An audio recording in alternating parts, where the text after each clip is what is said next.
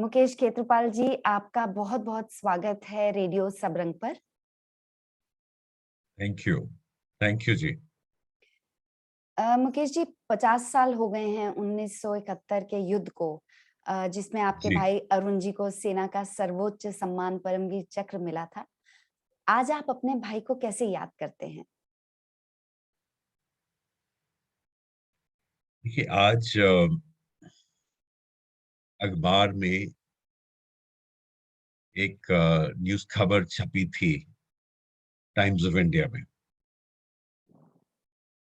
It was about my a trip that my father made, to his hometown in Sargodha।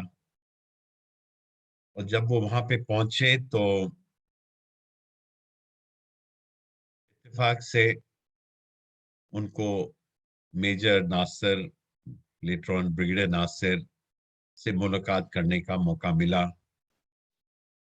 और brigadier Nasir, जैसे आप शायद जानती हैं, अम, वो स्क्वाड्रन कमांडर थे जिसकी तोप से वो जो गोला मेरे टैंक को हिट किया था, जिसकी वजह से मेरे भाई शहीद हुए थे। मुझे कम से कम नहीं तो 125 से ऊपर मैसेजेस आए। कई जान पहचान वाले लोग थे और कई ऐसे भी लोग थे जिनसे मैं पहले मेरी मुलाकात नहीं थी।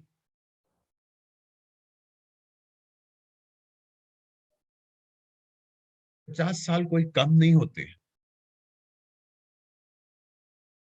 Many of these people who reached out to me शायद 1971 में पैदा भी नहीं हुए थे। So the fact is that on one side, it is very humbling to feel that after so many years, my brother is still remembered to inspire people to reach out to me and through me to him. So it's a matter of happiness to see that he, in his deed, was able to inspire इतने सारे लोगों को and many youngsters. दूसरी side, आज भी मेरे दिल में एक दर्द है। और उस दिन जब हमें ये खबर मिली थी, क्योंकि कोई अगर अपने टाइम से पहले चले जाएं और वो केवल 21 वर्ष की वर्ष की आयु के थे जब ये हादसा हुआ, तो एज अ यंगर ब्रदर मेरे पेरेंट्स और हम एक छोटी सी फैमिली होने के नाते हमारा गम जो था, वो दर्द, वो मिटना इतना आसान नहीं होता। तो एक एक साइड से वो दर्द फिर ऐसे मौके पे फिर उभर के आ जाता है जब लोग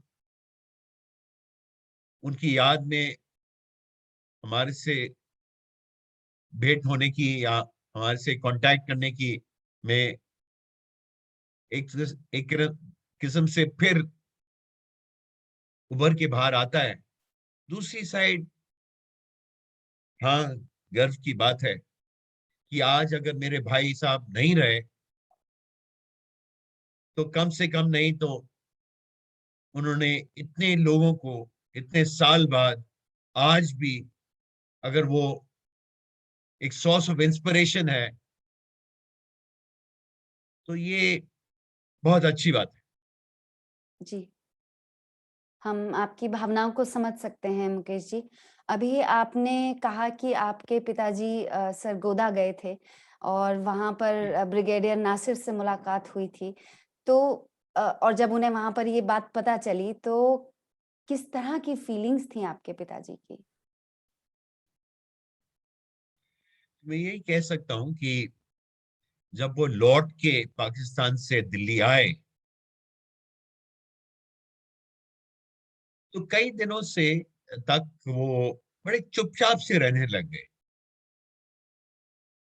उन्होंने यहाँ तक कि ना तो मेरी मदर को ना मेरे मेरे को इस बात का जिक्र किया कि वो ब्रिगेडियर नासिर को पाकिस्तान में उनको मिलने का मुलाकात हुई। इनफैक्ट हमें तो कई दिन बाद इस मुलाकात के बारे में पता लगी, क्योंकि एक दिन करीबन हफ्ते भर आने के बाद पहले जब वो चुपचाप रहने लगे तो हमने ये सोचा कि क्योंकि मेरे फादर की एज लगभग 80 साल की थी जब वो लौट के आए, तो हम तो ये सोच रहे थे कि शायद थक गए हैं, 4-5 दिन बाहर रह के आए हैं, तो इसलिए वे चुपचाप रह रहे हैं। हमें ये नहीं पता था कि इनके दिल में क्या वो बोझ लेके अपने मन में उन्होंने रखा हुआ था। और कुछ हफ्ते भर बाद, जैसे मैं कह रहा हूं, कि इंडिया टुडे में एक आर्टिकल छपा जब वो प्रेस के साथ में उनकी मुलाकात हुई थी, क्योंकि जनरल कार्डोजो एक किताब परमवीर चक्र पे रिलीज कर रहे थे होटल में, और उस अवसर पे उन्होंने मेरे फादर को इनवाइट किया था कि वो किताब की रिलीज में जरूर आए। और वहां प्रेस से जब उन्होंने मुलाकात की तो ये बात का की जिक्र उन्होंने प्रेस से करी, और प्रेस ने जब ये बात छापी तो मुझे इसके बारे में तब पता लगा जब मैं इंडिया टुडे की मैगजीन पढ़ रहा था, तो उसमें ये आर्टिकल छपा हुआ था। और जब ये आर्टिकल छपा तो मैंने अपने फादर से पूछा कि पापा, आपने हमें इसके बारे में बताया क्यों नहीं? तो उनका एक सिंपल सा जवाब था कि बेटा, मैं आपको क्या बताता, क्या बता सकता था। तो हमने भी उस बात को आगे हम भी ना पूछ सके, और ना ही उन्होंने इसके बारे में आगे हमसे बात करना ठीक समझा। जी, जी। मुकेश जी, सेना में जाने की राह अरुण जी ने क्यों और कैसे चुनी? कि ऐसा है कि मेरे पिताजी फौज में थे, मेरे दादाजी भी फौज में थे, और मेरे परदादा जी भी फौज में थे। तो हम 3 पीढ़ियों से हमारे फैमिली की कोई ना कोई मेंबर फौज में सर्व करते आए हैं। जी, मेरे पिताजी ने फौज में होने के नाते वो कोर ऑफ इंजीनियर्स में थे, ब्रिगेडियर थे। तो उस समय पिताजी निर्णय करते थे कि बच्चों का आगे क्या पेशा होना चाहिए। तो डिसाइड यही हुआ था कि एक बेटा फौज में जाएगा और दूसरा बेटा इंजीनियर बनेगा। मेरे बड़े भाई साहब मेरे से ज्यादा इंटेलिजेंट थे, तो उनके ऊपर मेरे पिताजी की भावना ये थी कि वो आईआईटी में जाके इंजीनियरिंग करेंगे, और उन्होंने कहा कि मुझे फौज में जाना चाहिए। हकीकत कुछ और बनी, क्योंकि मेरे भाई साहब ने आईआईटी का एग्जाम में अपीयर किए और उनको सफलता भी मिली। हम्म, वो क्वालिफाई हो गए थे आईआईटी में। जी। पर कुछ ही दिन बाद एनडीए का एग्जाम भी उन्होंने को, फादर ने कहा था कि आईआईटी एग्जाम कठिन है, तो आप एनडीए का एग्जाम भी दे दीजिए, फॉल बैक होना चाहिए। किसी वजह से आप अगर आईआईटी में नहीं सफल हुए तो कम से कम फिर आप एनडीए में अगर सफल हो गए तो वो भी ऑप्शन रखना चाहिए। तो एक बैकअप प्लान की तैयारी। जी। तो जब एनडीए का रिजल्ट थोड़े दिनों बाद आया, क्योंकि जब आईआईटी का रिजल्ट आया तो हम लोग बहुत खुश थे। मेरे फादर वाज वेरी हैप्पी। उन्होंने कहा कि वाह, बहुत प्रेस्टिजियस इंस्टीट्यूट है और आपको सफलता मिली है, तो ये तो बहुत गर्व की बात है कि आप आईआईटी में क्वालिफाई हो गए। पर करीबन हफ्ते भर बाद जब एनडीए का रिजल्ट आया तो अरुण वाज क्वाइट श्योर कि मैं आईआईटी में नहीं जाऊंगा और मैं एनडीए में एक फौजी अफसर बनना चाहता हूं। पर उनसे हिम्मत नहीं हो पा रही थी कि वो पिताजी से इस बात में उनको कह सकते। जी। तो उन्होंने मेरी मदद से रिक्वेस्ट करी कि मामा, पापा को आप जरा समझाइए, मुझे आईआईटी नहीं जाना, मैं एनडीए जाना चाह रहा हूँ। तो मदर ने भी उसको पहले समझाने की कोशिश की, नहीं नहीं, ये क्या बात कर रहे हो, ऐसे कैसे। पर अरुण ने बार बार मेरी मदर से कहा कि नहीं मामा, आप पापा को बताइए। तो एक दिन डिनर टेबल पे मेरी मदर ने हौसला उठा के मेरे फादर से कहा कि मदन, अरुण आईआईटी नहीं जाना चाह रहा है। मेरे फादर मुड़ के देखे, क्यों अरुण, ये क्या कह रहे हो। तो उस पे किसी तरह से अरुण ने हिम्मत उठा के कहा कि जी पापा, मैं आईआईटी नहीं जाना चाहूंगा, मुझे एनडीए जाना है।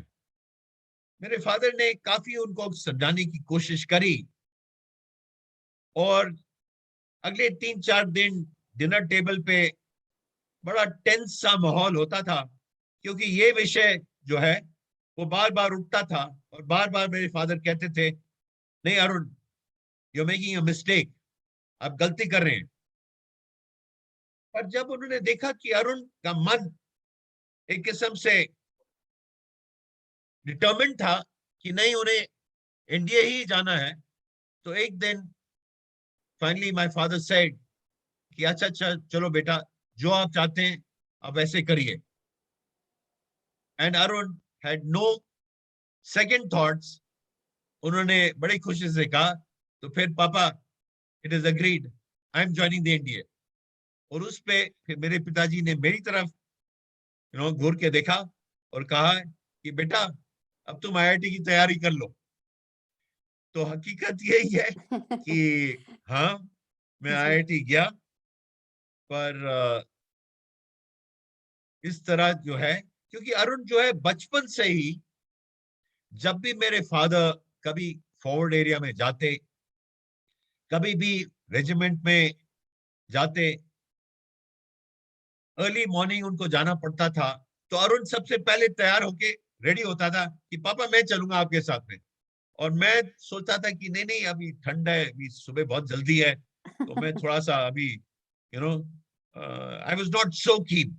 जी। जी। But Arun from a very early childhood ने हमेशा, उनका झुकाव जो था वो आर्म फोर्सेस ज्वाइन करने का ही था। शायद डेस्टिनी ने ये पहले ही तय कर लिया था कि उनको आर्म फोर्सेस ही ज्वाइन करनी है। मेरे ख्याल में डेस्टिनी और ने शायद उनका इरादा बहुत बचपन से ही मतलब ये बना दिया था पक्का कि वो इंडिया में ही जाएंगे जी, और कुछ नहीं, वो ऑल्टरनेटिव वोकेशन की तरफ से सोचने को तैयार ही नहीं थे। जी, जी। मुकेश जी, बाद में अरुण जी के साथ साथ वालों से, किताबों से आपने उनकी वीरता के किस्से तो पढ़े ही होंगे। अगर आप हमारे सुनने वालों को ये भी बता सकें कि कैसे अरुण जी ने कई टैंक ध्वस्त कर दिए थे दुश्मन की सेना के? जी, उससे पहले कहने से पहले मैं आपसे एक और यू नो वाक्य से जानकार करना चाहूंगा जी, जी, जी। कि जब आईएमए से वो पास आउट हुए तो वो पूना हॉर्स जैसी रेजिमेंट में जाके उनकी भर्ती हुई। जी। Poona horse is one of the, जिसको कहते हैं, most highly decorated regiments of the Indian army. हुँ, और जब एक नया अफसर उस रेजिमेंट में ज्वाइन करता है तो एक वहां पे एक डाइनिंग इन सेरेमनी के तौर पे होती है, जहां पे वो सब रेजिमेंट ऑफिसर्स, फॉर्मल डिनर होता है, सिट डाउन डिनर होता है, and they raise a toast to all the achievements and victories that Pune Horse ने इन इट्स 175 साल का जो उनका हिस्ट्री है, हुँ, तो फलाना फलाना टोस्ट उठाया जाता है कि हम इस वॉर में इस ट्रॉफी को हासिल करके आए, सो आई टोस्ट आवर जी, विक्ट्री। जी। इस तरह से 15-20 अफसर होते हैं, एक एक करके टोस्ट करते हैं, एंड फाइनली वो यंग मैन को कहते हैं, बिकॉज अब तक टोस्ट में थोड़ा सा अल्कोहल होता है, तो इतने शॉट्स के बाद में आप सोच सकते हैं कि यंग मैन का क्या होता होगा। जी। तो फाइनली वो अरुण के पास उनके कहा कि अब the final toast is yours young man, Arun, so what you have want to toast. So Arun ने ग्लास उठा के कहा कि I'd like to first toast, raise a toast for colonel Tarapore, the first Param Vir Chakra winner of Pune horse. And 65 की लड़ाई में colonel Tarapore was the commanding officer, and he got the Paramveer Chakra, and he died in battle and was equally brave as Arun was. So everyone said, ah, yeah, yeah, that's a good toast to raise. सबने सोचा कि अब खत्म हुआ, but Arun said, no, no, I need to raise a second toast. And this second toast I raised to the second Paramveer Chakra winner of Pune Horse, second Lieutenant Arun Ketrapal. अरे वाह! Can you imagine? You know, war had not even been declared. This was 6 months before the war happened. And Arun ने ऐसी बात कही तो लोग सब ने कुछ हंसी मजाक में सबने अरुण का पीठ थपथपाया, पर कौन जानता था कि 6 महीने बाद यही लफ्ज एक्चुअली ट्रू होते। हुँ, जी, फिर उसके बाद में जब ये लड़ाई शुरू हुई तो एक यंग ऑफिसर्स कोर्स हो रहा था अहमदनगर में। यंग ऑफिसर्स कोर्स वो होता है जब आपको अपने बेसिक आर्म के बारे में, जो आर्मर्ड कोर के टैक्टिक्स हैं, उसके बारे में उस कोर्स में समझाया जाता है। पर क्योंकि लड़ाई शुरू हो गई थी तो ये कोर्स आधे रास्ते बीच में ही बंद कर दिया गया और अरुण को कहा गया कि अब आप उसके साथ में ऑल द यंग ऑफिसर्स कि आप लोग सब रेजिमेंट जाइए क्योंकि there is a war going on going to happen, so please return to your units. तो अरुण ने वो कोर्स खत्म नहीं किया। तो जब ये रेजिमेंट में पहुंचे तो colonel Hoshiyar Singh, later on lieutenant general Hoshiyar Singh, who was the commanding officer, told Arun कि Arun, since you haven't finished the course, आपने कोर्स कंप्लीट नहीं किया, तो आप थोड़ा रेयर में रहेंगे, आप फॉरवर्ड पोजीशन पे आप नहीं आ पाएंगे क्योंकि आपने ये कोर्स कंप्लीट नहीं किया। इस पे अरुण का पहले तो दिल बहुत मायूस हुआ, पर मुड़ के उन्होंने कहा कि no sir, a war is once in a lifetime and you cannot deprive me of going to the front. I want to go to the front. Colonel Hoshiyar Singh ने एक दो दफा कहा, पर अरुण बार बार उनसे रिक्वेस्ट करते गए कि नहीं सर, नहीं sir. Finally colonel Hoshiyar Singh ने ये कहा कि ठीक है, अगर आप फ्रंट पे आना चाहते हैं तो फिर मैं आपका एक टेस्ट लूंगा और अगर उस टेस्ट में आप सफल हो गए तब मैं आपको परमिशन दे सकता हूं, बट नॉट विदाउट दैट। तो एक खास टेस्ट अरुण के लिए किया गया और अरुण ने बड़ी मेहनत से उस टेस्ट के लिए तैयारी करी और ऑफ कोर्स सफल हुए। और क्योंकि वो टेस्ट में सफल हो गए तो कर्नल होशियार सिंह को अब कोई तरीका नहीं था कि वो अपने वर्ड से बैकआउट करते और अरुण को उन्होंने सहमति दी कि ठीक है, आप फॉरवर्ड एरिया में आ सकते हैं। तो जब वो फॉरवर्ड एरिया में उनको कहने को लिए आया तो उन्होंने एक सीनियर हवलदार जो नॉन कमीशन ऑफिसर होते हैं, उसने अरुण से कहा कि आप स्क्वाड्रन कमांडर तो हैं, पर ये जो एनसीओ हैं आप इनकी बात में थोड़ा सा ध्यान दें क्योंकि वो एक्सपीरियंस हैं और इनको मैं आपके साथ में रख रहा हूं।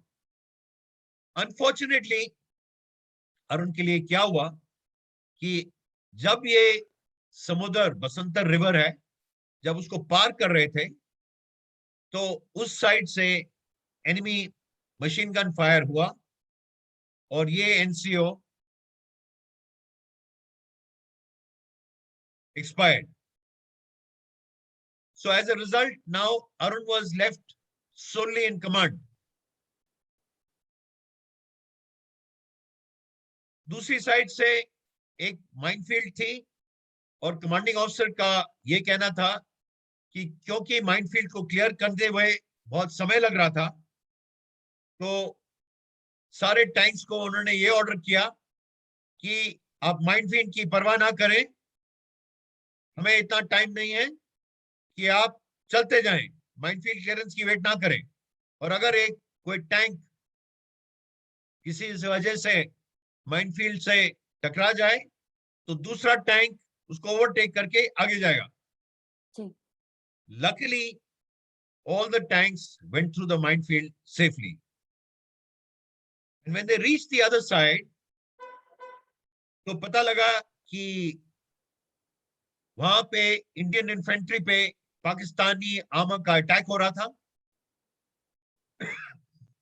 तो बहुत जरूरी थी कि इंडियन आर्मर को पोजीशन पे आना जरूरी था जल्द से जल्द। और अरुण अपने दो और टैंक के साथ में आगे की तौर गए। इनके साथ में दो और लेफ्टिनेंट अलावत एंड एक और कैप्टन मल्होत्रा जो दूसरे टैंक में थे। तो ये सब एनिमी पोजीशन की तरफ बढ़े। मुझे बताया जा रहा है कि कैप्टन मल्होत्रा की गन नहीं चल रही थी और लेफ्टिनेंट अलावत का टैंक हिट हो गया था, तो इसलिए अब केवल अरुण जो ऑफिसर थे और बाकी टैंक्स ये एनिमी पोजीशन को के सामने बैटल फ्रंट पे पहुंचे। जी। बताया जा रहा है कि ये अमर का की सबसे बड़ी जंग जो हुआ है that has ever occurred happened on that morning on 16th। धीरे धीरे इन्होंने एक एक टैंक एनिमी के को हिट करते गए। Finally Arun's tank also got hit, it was on fire। कहा जाता है कि अगर टैंक में आग लग जाए तो अंदर बारूद होता है, अंदर फ्यूल होता है, it can burst। Ji. So Arun was asked to evacuate his tank। He said, Arun, your tank is on fire, please pull back, evacuate। पर उस मौके पे अरुण ये भी देख रहे थे, क्योंकि बाकी टैंक्स हमारी साइड से काफी डिस्ट्रॉय हो गए थे, और अगर अरुण विड्रॉ कर जाते तो वो पूरी जो इन्फेंट्री थी और पाकिस्तानी आर्मर को ब्रेक थ्रू मिल जाता अगर वो विड्रॉ कर जाते। जी, जी। तो बताया जा रहा है कि अरुण ने इंटरकॉम को बंद कर दिया। ओह! उन्होंने ये कहा, ये लास्ट वर्ड्स उनके ये थे, no sir, my gun is still firing, I will get the so and so. और उन्होंने अपनी इंटरकॉम बंद कर दी, क्योंकि अगर वो बंद नहीं करते तो it would tantamount to disobeying the superior's orders, और वो फौज में it is a very serious thing. जी। इसी बीच में अब और लड़ाई होती गई। एक और टैंक का गोला जो है उसमें से उनके एक और साथी थे, जो ड्राइवर था टैंक का, वो मारा गया। And Arun and his gunner took on the tanks one by one। बताया जा रहा है कि 7 या 8 टैंक उनके इन्होंने नष्ट किए।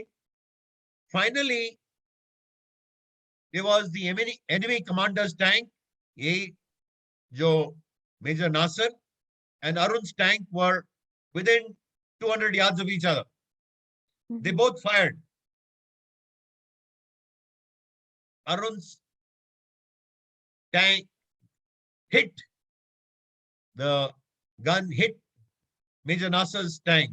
Major Nasser was lucky, he could evacuate the tank, but in return Major Nasser's tank also hit Arun's tank and he died on the spot। So that is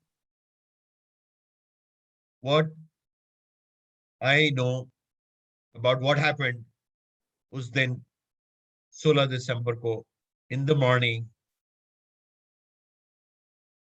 That is what happened। Mukesh ji, बहुत ही emotional, मैं तो आपको सुन रही हूँ, आप लोग ने तो बिल्कुल इसको जिया है। तो मेरे लिए सवाल पूछना भी थोड़ा मुश्किल हो रहा है। अ, हा आ आप क्या हमारे श्रोताओं को वो क्षण बता सकते हैं जब अरुण जी की शहादत की खबर मिली थी आप लोगों को? ये सवाल इसलिए पूछ रहे हैं क्योंकि ताकि हमारे श्रोता और हम जैसे लोग भी ये समझ सकें कि सैनिकों के परिवार वाले भी उनके साथ कैसे देश के लिए जीते हैं। जी जी, ये जो लड़ाई हुई थी ये 16 दिसंबर को हुई थी। उस समय टेलीविजन और मीडिया जो है वो इतना एडवांस नहीं था। जी। हमको एक ये रेडियो सिलोन से ब्रॉडकास्ट होती थी और हमारे पास एक छोटा सा ट्रांजिस्टर था जिससे हमें रेडियो सिलोन की सिग्नल या खबर आती रहती थी कि क्या हो रहा है। और क्योंकि ये वॉर हो रही थी तो देयर वाज मतलब कंटिन्यूअस खबर रेडियो सिलोन से ब्रॉडकास्ट होती थी। हम अपना 16 तारीख को हमको पता लगा कि एक बहुत खास टैंक बैटल हुई है। और हमें ये भी पता था क्योंकि 65 की लड़ाई में मेरे फादर भी उसी एरिया में, उन्होंने 65 ऑपरेशंस में he was part of one core, और उनको भी आइडिया था कि वो टैंक बैटल में मेरे ब्रदर की रेजिमेंट भी डेफिनेटली एक अंक उनका भी था। जी।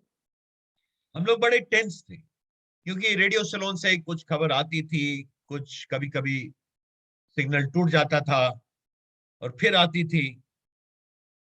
पर पूरे मॉर्निंग भर हम लोग, मेरे फादर, मेरी मदर और मैं, हमारा हमारा कान पूरी तरह से उस ट्रांजिस्टर रेडियो की तरफ था। खैर 16 तारीख को जो हुआ, और 17 मॉर्निंग पे हमें पता लगा कि ceasefire has been declared. तो हम लोग ने ब्रीथ, जिसको कहते हैं कि जो सिर पे हमारे, जो हम इतने टेंशन पे बैठे हुए थे, तो एक रिलीफ हुई कि चलो अब वॉर तो खत्म हुई और अरुण वापस आएंगे। और मेरी मदर ने और उनका कमरा जो था उसको ठीक ठाक सफाई करने में लग गई, और हम भी अपने काम पे जाने की तैयारी कर रहे थे। तो 17 की तारीख में हमें, वी वर वेरी हैप्पी। 17 खत्म हुई, फिर 18 खत्म हुई, 19 की सुबह, 19th मॉर्निंग, लगभग 8:30 बजे मॉर्निंग में हमारे घर के बाहर किसी ने घंटी बजाई। मैं तैयार हो रहा था कॉलेज जाने के लिए। मेरी मदर बाहर निकली और वहां पे एक डाकिया खड़ा था, और डाकिये के हाथ में एक टेलीग्राम था। और उस टेलीग्राम में जैसे मेरी मदर ने खोला तो ये लिखा था, second lieutenant Arun Khetarpal in action.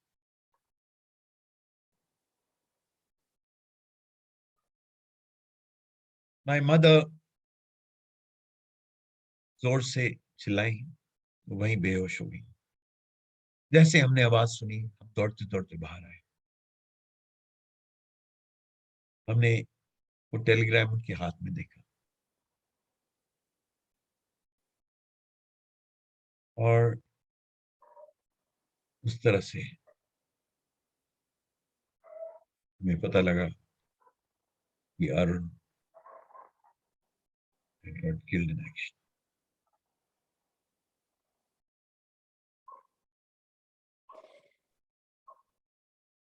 Mukesh ji, Arun ji की का जो ये सैक्रिफाइस है, देश के लिए जो शहादत उन्होंने दी, ये हम लोग सब याद रखेंगे सालों साल तक, जन्मों जन्मों तक। ये हम सबके बीच में इसी तरह से वो जीवित रहेंगे।